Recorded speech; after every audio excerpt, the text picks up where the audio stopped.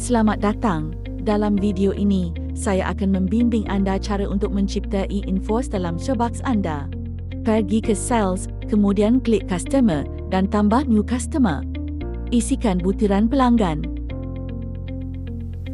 Setelah dihantar, pilih e-invoice, kemudian pergi ke bahagian branch dan lengkapkan maklumat yang diperlukan.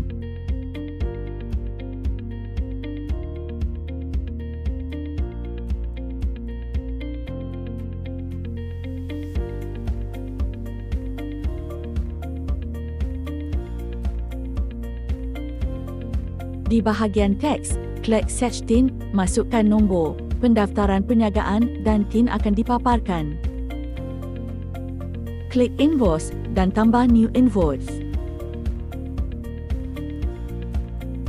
Lengkapkan semua maklumat yang diminta.